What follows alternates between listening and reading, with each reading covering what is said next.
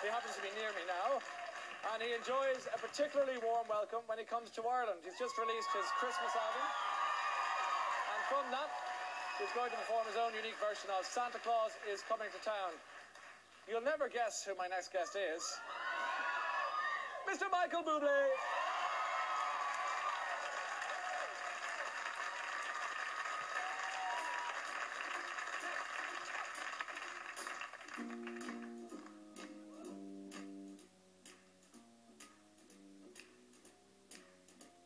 You better watch out, you better not cry, you better not pout, I'm telling you why.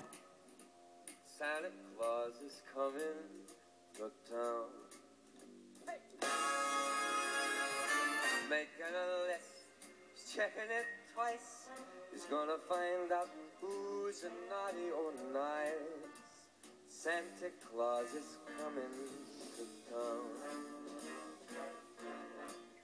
He sees you when you're sleeping, and he knows when you're awake. He knows if you've been bad or good, so big for goodness sake. You better watch out, you better not cry, you better not pout, I am telling you why. Santa Claus is coming to town. Let's go, boys, let's go.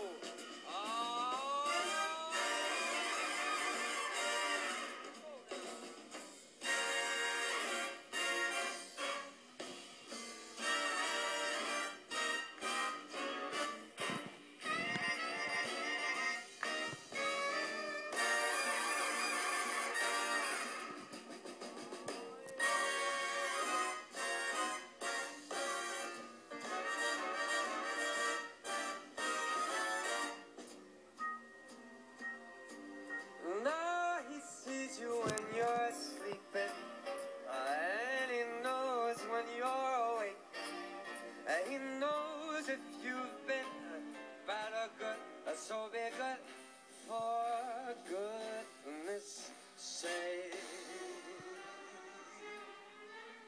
You better watch out, you better not cry, you better not pout, I'm telling you why. Santa Claus is coming to town. You better watch out, you better not cry, you better not pout, I'm telling you why. Santa Claus is coming, I mean the big fat man with the long white beard. He's coming to town.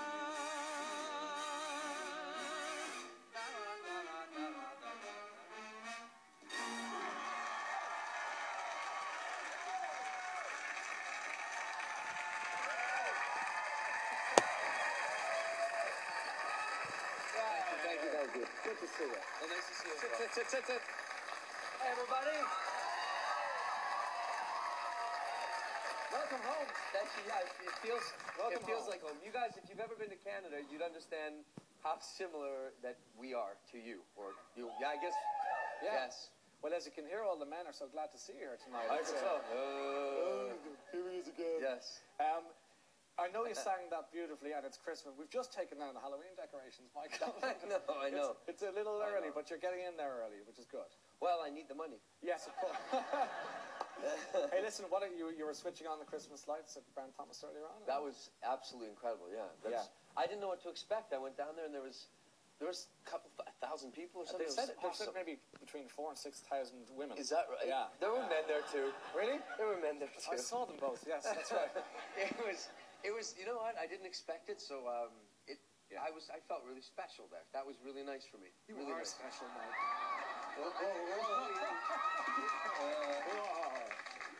You know, since we last met, yes, you went and broke a lot of hearts by getting married. Yeah. You just lost the room. I was going to say, two men just went, oh. The two women, yes. Yes. So congratulations. Thank you first very and much. Foremost, which is tremendous. Thank you. In fact, you got married a couple of times since we last met. Yeah, you know, there's a misconception that I had 3 weddings when I didn't. In Argentina, legally, you have to have a civil ceremony. Sure. So they give you a blood test, and then you have to go to the civil ceremony. Then I had the actual wedding, or the the priest and the whole thing, for all my friends and family in Argentina, and then my few family that could make it there. And then in Vancouver, a month later, after my honeymoon, I had we called like an after party for all the people that couldn't make it to the wedding. But people said, "Oh, he's so romantic. 3 weddings, 6 weddings." But I would die if I had to have 3 weddings. I tell you, your wife looks well at the after party. You look a little rough around the edges there. Oh man, she's hot. I totally married up. When people don't think that I'm in the closet, protecting my complete gayness, I know when I walk into a room with a woman that beautiful that a lot of people go like, yeah, he must be rich. He's got to be rich, because she's too good looking for me. Do people say he's got to be gay as well? Is that it? I think in my show I used to joke about it, but it's true. I would say to everybody, I'm really proud. I'm here. I'm engaged, and half the audience would boo, which were women, and then half the men would like look at their wives and girlfriends and go, "Oh, please." So gay. How did you meet your wife? Oh, God, this just gets gayer. It's Go on. I was in Argentina doing a show. I finished the show. I saw her. My security was rushing me out through the arena thing, and I saw her. I was with my grandfather, and I saw her about 40 or 50 feet away. I said to my grandpa, "Grandpa, that's the most beautiful woman I'll ever see, and I'll never see her again." And long story short, hours later, I was in the bar at the hotel, and the gentleman who runs Warner Brothers in Argentina said, "Would you like to meet our most famous actor and actress?" And in she walked with this stupidly good-looking, Brad Pitt-ish looking guy. And I thought they were together. And she could barely speak English, so I just spoke to him because I didn't want to be a jerk and hit on her if they were together. So I talked to him, and finally I found out they weren't together. But by that time, I was late because, again, she was on the phone with her mother saying, "I come to meet Michael Buble, and he is so gay." So by the time this interview is finished, I will be so confused with George Michael, I know. Oh, I love Careless Whisper, Mr. Buble. Who knew? Who knew, yeah.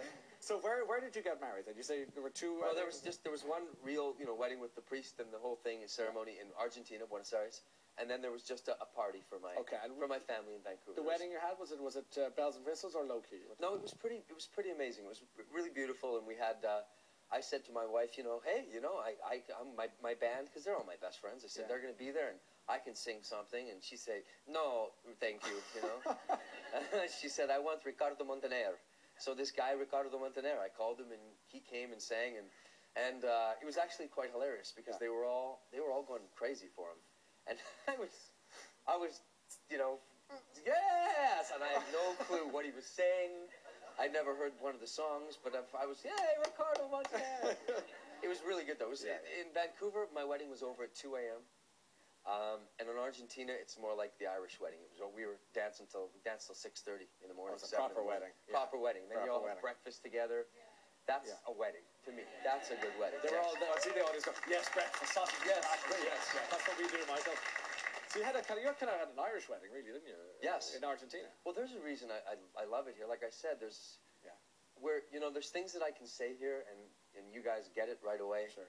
That in America, a lot of the time they wouldn't get. They can't seem to find it. We have a very dry humor, all of us. We sort of get that, and in the U.S., so they sort of just look at me like, I went to see it in the Aviva when you were here the last time, and great gigs, and the best gig I've ever had. Well, they were sold out, and you played a blinder, and the gags, I found it was kind of half comedy show. I was surprised because it was very amusing. What's the story with that? Well, I mean, my manager hates when I say it, but I've always been sort of a singer who does stand-up, and a lot of my friends are great writers and great comedians, and humor is a big part of what I do, and I think for me it's nice, especially if you have some girls screaming, it's nice to take the pee out of yourself and to not take it seriously and to be self-deprecating, because if you actually sit there and you actually believe it, that you're that's some real, you're such a, whatever, hip guy, I think it really turns people off. It's funny you should say that. Swear to God, please, God, no. This is when that big pair of granny panties comes flying down. Sometimes they're so big, and people do it because they know it disturbs me. And sometimes I feel like if I could just jump off the stage and hold them like a parachute and just fly down from the... It's funny because you do see yourself as kind of a geeky guy, Yes. which is a complete falsehood. And, you know, I was chatting to you earlier on saying I firmly believe you should sing the next James Bond theme tune. Would that be the answer? Yeah. You know, it's a given. Yes. I mean, you're Pioneer River was just made that production of it. Would you do it if you were asked? Of course I would do. Why wouldn't they ask you? They wouldn't ask me. I'm not indie cool enough. I sell too many records. Oh, okay. You know what I mean? You got to be like cool. I would like. You know what I mean? I'm poor and I like it because my art is so important to me that money doesn't matter. Well, I'd rather have crap art and have a beautiful swimming pool in my backyard. Hey, good answer. I like it.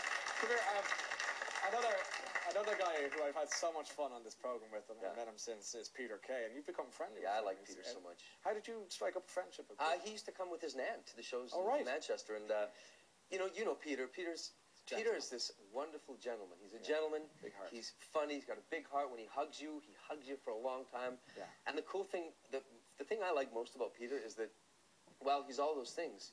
He's an incredibly smart businessman. He's driven. He's humble. He finishes his show. We talked about this before.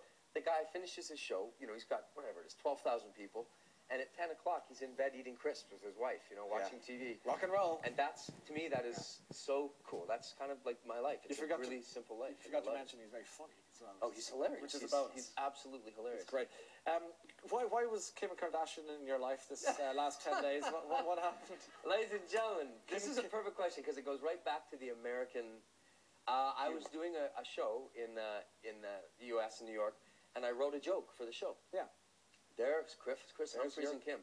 And, of course, you know, she got divorced. It was they got married, and they were married for whatever it was, 4 days or something like that. And I made a joke, and I finished one of the songs, and I said, ladies and gentlemen, please welcome Miss Kim Kardashian. And, of course, she was never coming out. But I thought this was funny. The audience went, oh! And I said, you know what? I swore. I said, F that. That bee is never getting on this stage with me. I said, she hurt him. And I said, and I wish she would have hurt me.